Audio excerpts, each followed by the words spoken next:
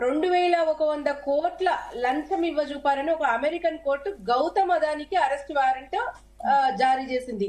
ఈ విషయం మనందరికి తెలిసిందే. ఈ రాష్ట్రాలు ఏంటి అంటే ఒడిశా, జమ్మూ కాశ్మీర్, తమిళనాడు, ఛత్తీస్గఢ్, ఆంధ్రప్రదేశ్. అంటే కేసీఆర్ గారు ఉన్నప్పుడు ఎప్పుడైనా ఇటువంటి ఫ్రాడ్ కంపెనీలను దగ్గరికి రానిచ్చిన ఆనవాళ్ళు చూడలేదు మనం. అసలు ఆ ఆనవాళ్ళు కానీ దానికి సంబంధించింది అసలు అదాని అడుగుపెట్టిన ఏ రాష్ట్రం కూడా పచ్చగా ఉండదు, బగ్గుమంటే అని రాష్ట్ర ప్రజలకు తెలుసు, కేసీఆర్ గారికి తెలుసు. అందుకే ఇట్లాంటి ఫ్రాడ్ కంపెనీలను ఏనాడు కూడా దగ్గర రాలియలేదు. మరి రేవంత్ రెడ్డి ఎందుకు రెడ్ కార్పెట్ వేసి వాళ్ళని ఆహ్వానిస్తున్నాడో ఇలా మనందరం కూడా ఆలోచించాల్సిన విషయం.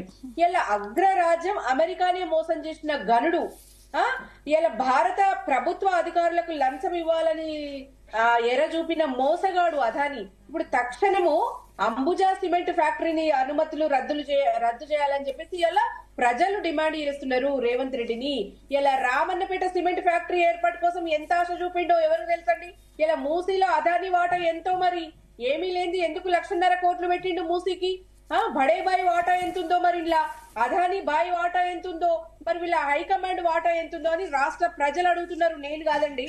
ఇవాళ దావోస్ ఒప్పందాల మతలబేందో మరి, ఇలా పాత బస్తీ పవర్ అప్పగింత కథ ఏందో మరి, ఇలా కోహినూర్ లో రహస్య భేటీ జరిగిండ్రు మరి దాని ఎజెండా ఏందో ఇవన్నీ కూడా రాష్ట్ర ప్రజలకు తెలియాలి. తెర ముందే 100 కోట్ల భూరి విరాళం అందించిండంటే మరి తెర వెనుక ఎన్ని కోట్ల భారీ కానుకలు సమర్పించిండో అది కూడా రాష్ట్ర ప్రజలకు తెలవాలి. ఇలా రాయదుర్గం రామన్నపేట లింకులేందో మరి రాయదుర్గం రామన్నపేట లింకులేందో తెలుసా ఎవరికన్నా?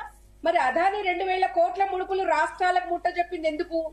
విద్యుత్ సరఫరా చేసి డిస్ట్రిబ్యూషన్ డిస్కౌంట్లను చేజెక్కించుకోవడానికే కదా ఇదంతా కూడా. మరి ఈయన చేస్తున్న పని అంతా కూడా డిస్ట్రిబ్యూషన్ డిస్కౌంట్లను చేజెక్కించుకోవడానికి అని ప్రజలకు అర్థమైపోయింది. పాత బస్తీ పవర్ డిస్ట్రిబ్యూషన్ అంతా కూడా అదానికి అప్పగిస్తానని రేవంత్ రెడ్డి చెప్పిండు. మరి స్కిల్ యూనివర్సిటీలో ఎన్ని కానుకలు అందినాయి? మరి అదాని జేబులోంచి పైసలు తీసుకున్నా అని డైరెక్ట్ గానే చెప్తున్నారు కదా. మరి ఇవన్నీ కూడా రాష్ట్ర ప్రజలకు సమాధానం చెప్పాలి. ఏం చేయాలనుకుంటున్నాడు రాష్ట్రాన్ని? ఇలా నిజంగా అదాని మీద ఇన్ని అలిగేషన్స్ వచ్చినా కూడా మరి ప్రధాని కేంద్ర ప్రభుత్వం ఎందుకు చర్య తీసుకుంటలేదు? మరి ఎటువంటి ఆధారాలు సరైన ఆధారాలు లేకపోయినప్పటికీ కవిత గారికి జైలు శిక్ష విధించిన ప్రభుత్వం మరి ఇలా అదాని విషయంలో ఎందుకు చేతులు దులుపుకుంటున్నారు? అంటే అదాని ప్రధాని ఒకటేనా? అంటే వీళ్ళ రహస్య స్నేహం ప్రజలకు తెలిసింది కాబట్టి ఇట్లాంటి దేశ ద్రోహులను సపోర్ట్ చేస్తున్న కేంద్రం ఏమనాలే, ఇక్కడ రాష్ట్రంలో రేవంత్ రెడ్డి గారిని ఏమనాలే ప్రజలే అర్థం చేసుకోవాలి. ఇలా రాష్ట్రంలో జరుగుతున్న అవినీతికి కేంద్ర ప్రభుత్వం సహకరిస్తుందా, ఇటు రాష్ట్ర ప్రభుత్వానికి కేంద్రమే ఎంకరేజ్ చేస్తుందా అనేది కూడా ఇక్కడ పెద్ద ప్రశ్న. ఇలా అదాని లాంటి కంపెనీలు రాష్ట్రానికి వస్తే మరి చిన్న చిన్న పరిశ్రమలు ఏం కావాలి? ఇలా ప్రైవేట్ సెక్టర్ లో ఉన్నటువంటి మిగతా అన్ని ఎక్కడ పోవాలి? ఇలా అదాని ఏ రాష్ట్రంలో అడుగుపెట్టినా కూడా ఆ రాష్ట్రం చతికిలబడిపోవడం, ఆ రాష్ట్రం నాశనం కావడం ఎన్నో సందర్భాలలో చూసినాం. మరి ఇలా తెలంగాణ రాష్ట్రంలో అడుగుపెట్టిండు కేసీఆర్ గారు. 10 ఏళ్లు కూడా చేయలేని పని రేవంత్ రెడ్డి 1 సంవత్సరంలో చేసిండు. ఏంది అని అంటే అదానికి రెడ్ కార్పెట్ వేయడము. మరి ఎన్ని ముడుపులు అప్పచెప్తున్నాడు? ఇక్కడ ప్రధాని నడిపించేదే అదాని కాబట్టి అదాని ఎన్ని అడ్డమైన పనులు చేసినా శిక్షలు ఉండవు. అంటే అదాని ప్రధాని స్నేహం ప్రజలకు తెలిసింది కాబట్టి ఇక వీళ్ళు ఎంతో దూరంలో లేదండి. ప్రజలు కర్రు కాల్చి వాత పెట్టడానికి ఎంతో దూరంలో లేదు. ఇలా అదాని లాంటి సంస్థలను ఎందుకు ఎంకరేజ్ చేస్తుండో ప్రజలకు అర్థమైపోయింది. ఇలా గవర్నమెంట్ లో రాష్ట్రంలో సబ్బండ వర్గాలు బాధపడుతుంటే ఇలా పోయి ఆయన పక్క రాష్ట్రంలో పోయి అదేంటి మన ఎలక్షన్ దందాలు చేస్తున్నాడు. ఇలా కలుషిత పురుగుల అన్నం తిని విద్యార్థులు చచ్చిపోతున్నా పట్టించుకునే నాదుడు లేడు.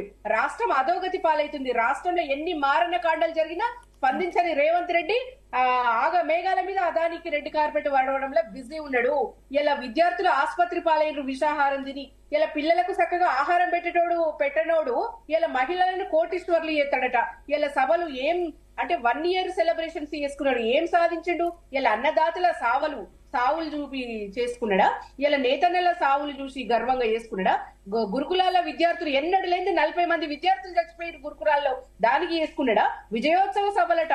ఇలా మూసి ప్రజలు విలపిస్తుంటే ఆయన విజయోత్సవ సభ చేసుకుంటున్నాడు. దేనికండి? ఇలా దవాఖానాల విద్యార్థులుంటే, చెరసాల రైతన్నలుంటే, ఆందోళనల నిరుద్యోగులుంటే ఇలా ఆయన విజయోత్సవ సభలు చేసుకుంటున్నాడు. ఇది ఎందుకండి? ఇది రాష్ట్రాన్ని ఏం చేద్దాం అనుకుంటాడో